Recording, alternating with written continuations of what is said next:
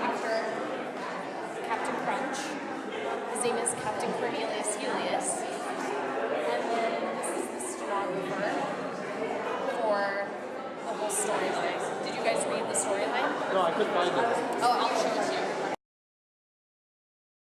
I was born in Redwood City, California in 1991. And I'm sorry, sweetie, what's your name? My name is Chase Doherty. Chase Doherty. Oh, that's a beautiful name. Okay. Well, We're going to ask you a few questions, Chase Doherty. So the purpose of our team was you seemed like a really interesting subject to talk about, and we just want to know about your family's ties of being active artists and how art has influenced you in your school, occupation, possibly, and maybe, if you want to divulge into the perspectives of your life about art, you're more than welcome to do that also. So, Okay. yeah, I just want to know, what were your first, really curiosities or interests in art?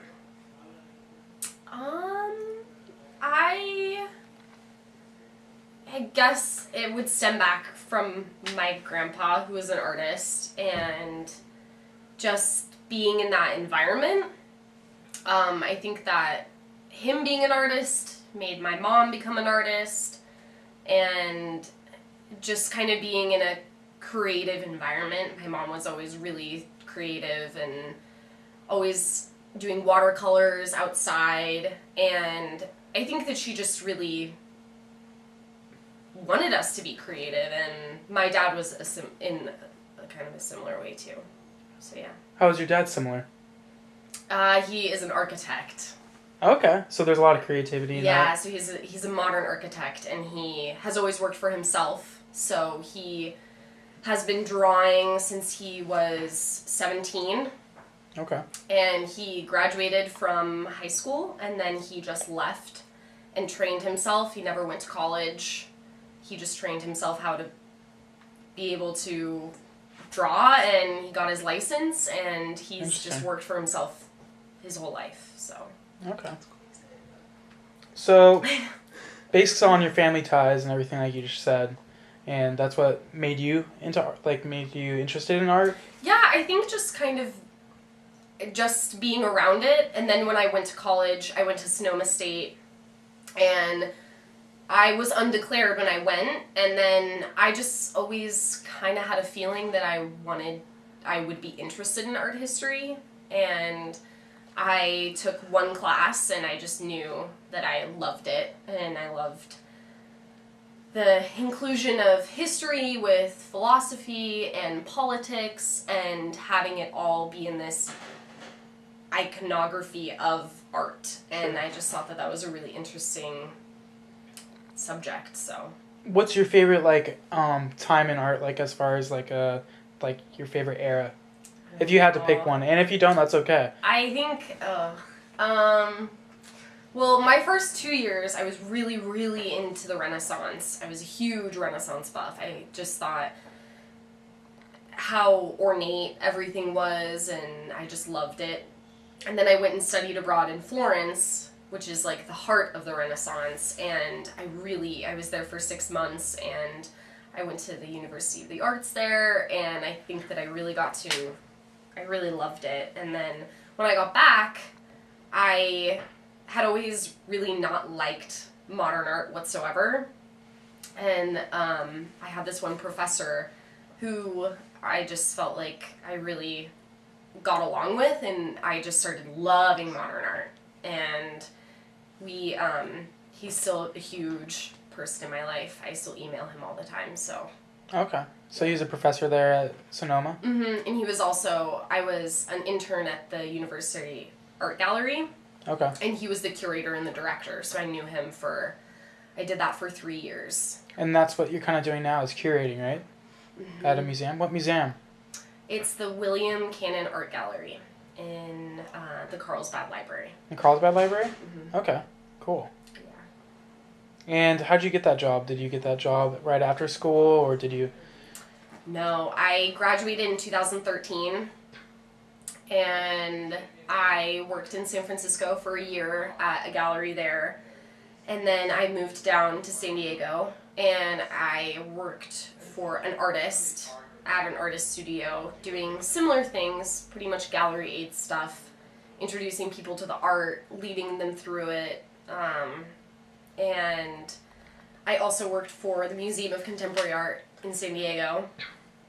And then the past year I hadn't really done too much occupation-wise, and then I saw this job posting, and I was just really excited about it, and then I got it.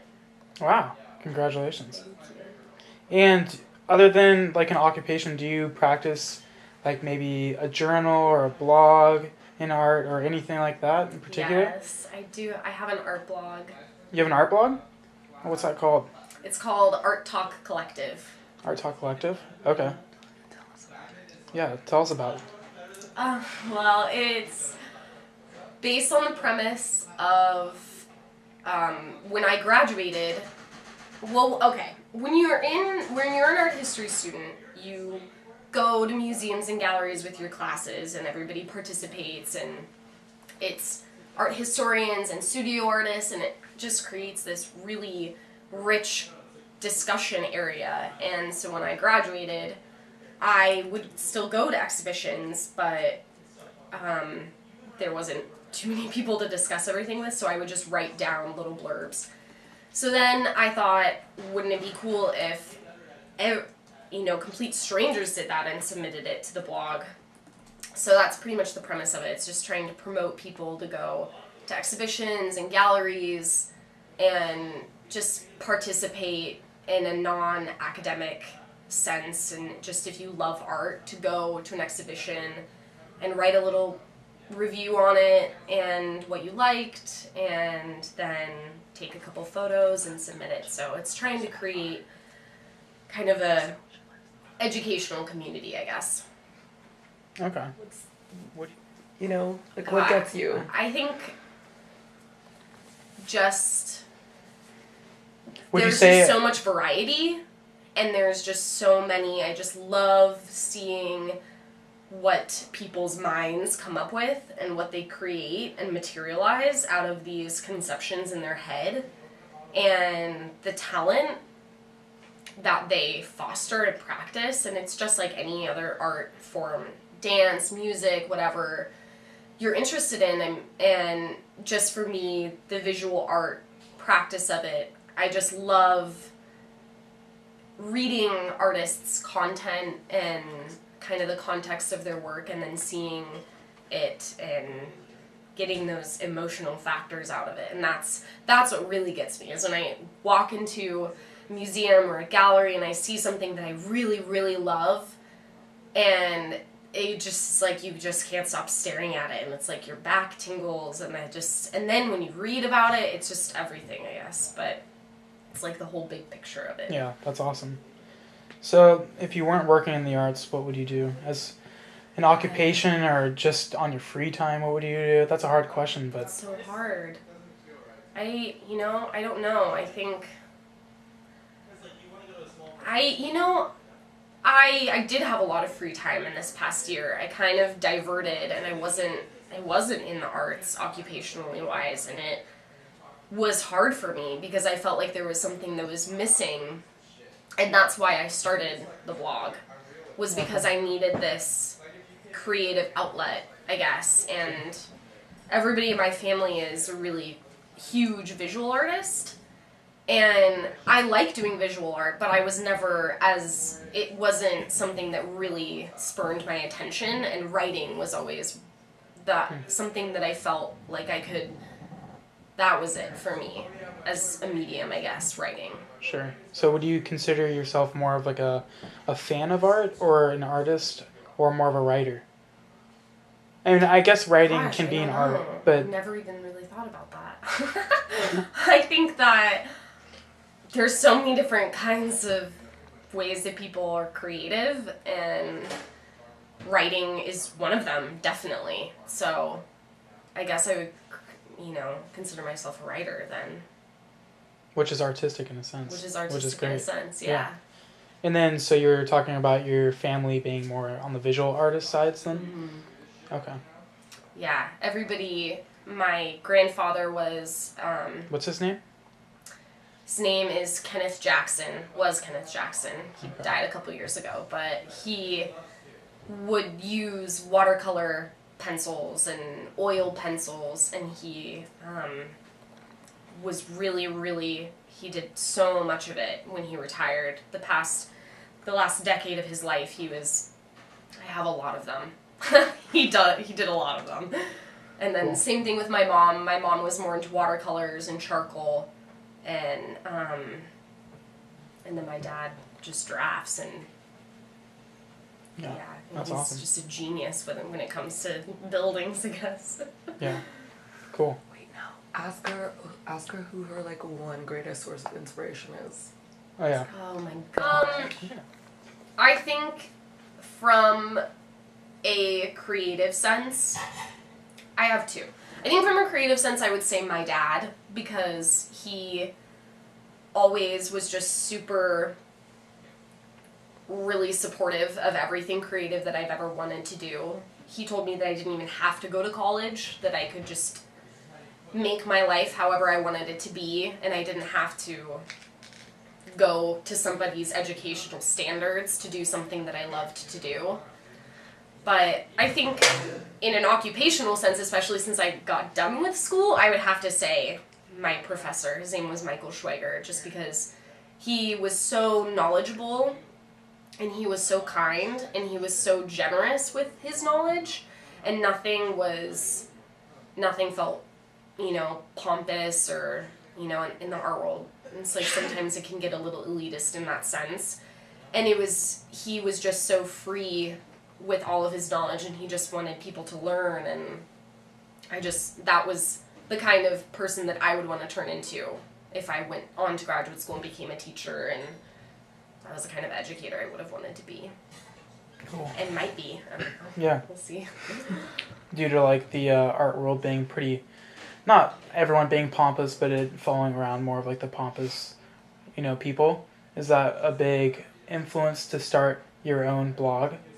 Due to like just on a more collectivistic sense? Yeah, that was just something that I really, really did not like. And I worked in 2 separate commercial art settings, and I hated both of them because I don't blame people for wanting to sell their art. Obviously, that's a thing, and it's never going to change.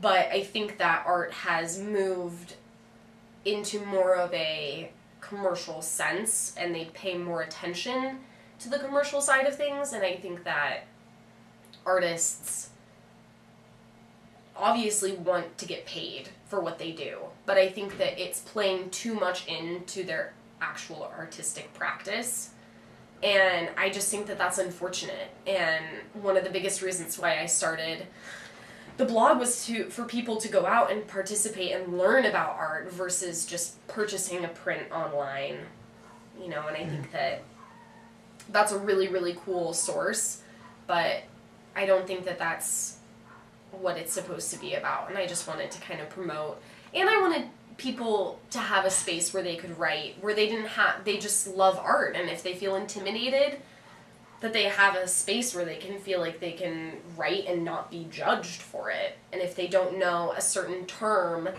they can learn about it, and they can know more, and it's just kind of like a free open space for that, I guess. Sure.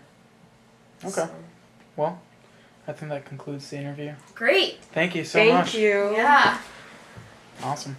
What were you? Oh, is it ready? Yeah, it's ready. Okay.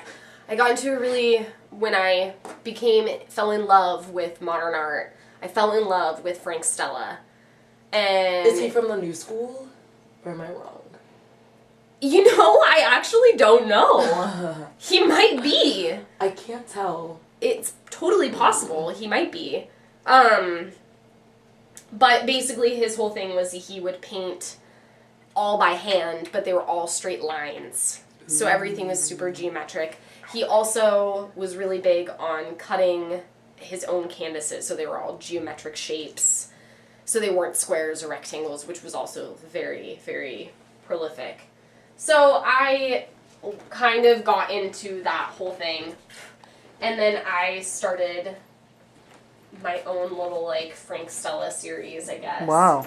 I was just really in love with painting lines and having the composition of the colors.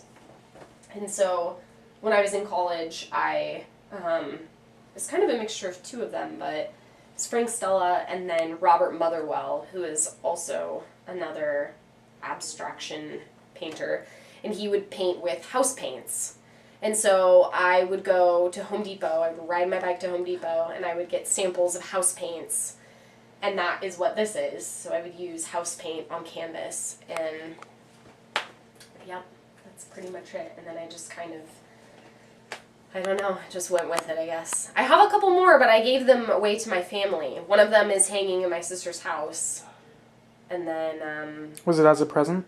Mm-hmm. That's nice. Yeah, I painted one for each one of my family members. So do you like relate this to a distinct phase in your life, or For is this... sure, for sure. I think that I was just, at that point, I didn't really know how much writing was going to mean to me, like, just because I was doing it all the time in school. And I was really interested in just, when I was seeing all of this art, I was like, I just want to try it. I just want to do it myself. And there was just something freakily OCD and weird that I just really wanted to paint in, like, straight lines. And all of this stuff in here, that is all paint. Too. None of that is canvas. So I, like, went in with a different color and painted that as well too. So, but yeah, I loved doing this too.